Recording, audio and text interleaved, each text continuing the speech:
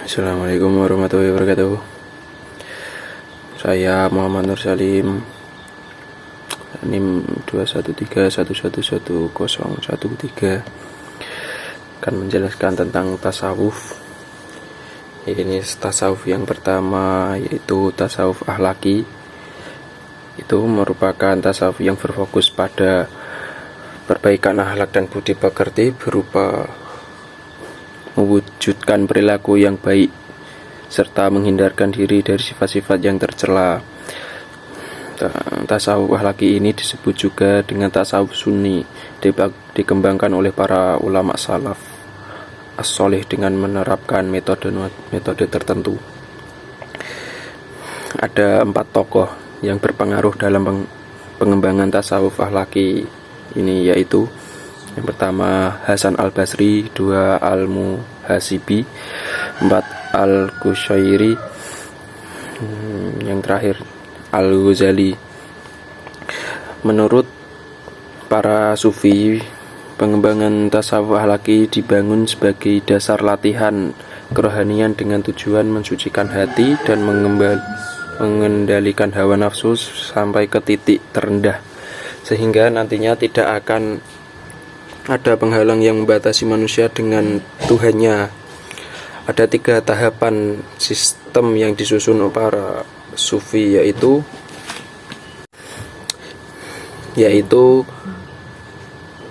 taholi, tahali, dan tajali. Selanjutnya itu tasawuf amali.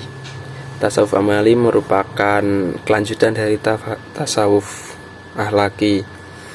Jika tasawuf akhlaki berfokus pada pensucian jiwa, tasawuf amali lebih menerapkan terhadap cara-cara mendekatkan diri kepada Allah, baik melalui amalan lahiriah maupun batiniah.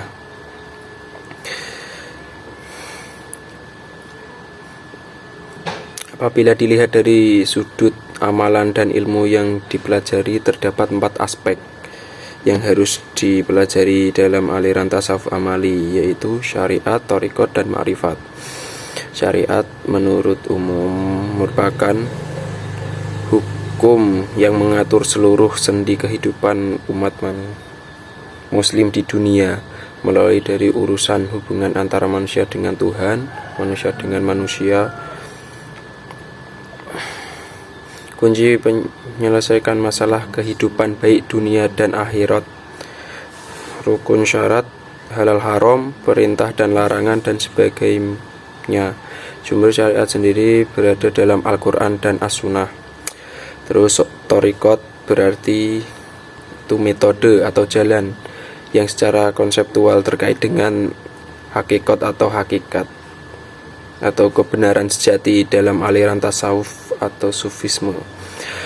Thariqat berarti jalan yang ditempuh oleh para sufi untuk mencapai tujuan sedekat mungkin dengan Allah Subhanahu wa ta'ala, dengan menerapkan metode pengarahan moral dan jiwa. Hakikat secara etimologi yang berasal dari kata al-haq, yang berarti kebenaran secara garis besar. Hakikat merupakan ilmu yang digunakan untuk mencari suatu kebenaran sejati mengenai Tuhan.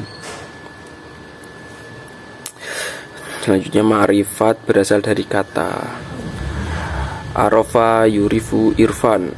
Secara umum ma'rifat didefinisikan sebagai kumpulan ilmu pengetahuan, pengalaman, dan amal ibadah yang merupakan perpaduan dari syariat, thariqat, dan hakikat, di mana nantinya ilmu ini digunakan untuk mengenal Allah Subhanahu wa ta'ala lebih mendalam melalui sanubari atau mata hati.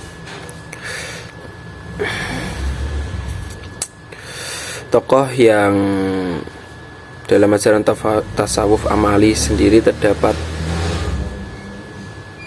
beberapa tokoh yang sangat penting, di antaranya adalah Hasan al-Basri, Rabi'ah al-Adawiyah, dan Zunnun al-Misri. Yang terakhir yaitu tasawuf falsafi adalah tasawuf yang kaya dengan pemikiran dan pengalaman filosofis para sufi. Ajaran-ajaran cenderung bersifat filsafat karena menjangkau personal metafisis, yaitu masalah Tuhan di satu sisi dan manusia di sisi yang lain.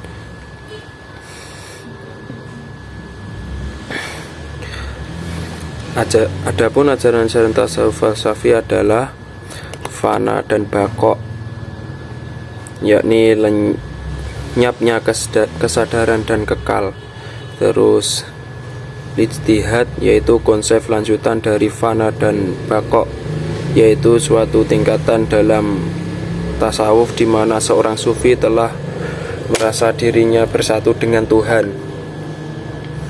Terus selanjutnya itu hulul, yaitu bersamanya sifat-sifat Allah ke dalam diri manusia sehingga bersatulah sifat ketuhanan dengan sifat kemanusiaan.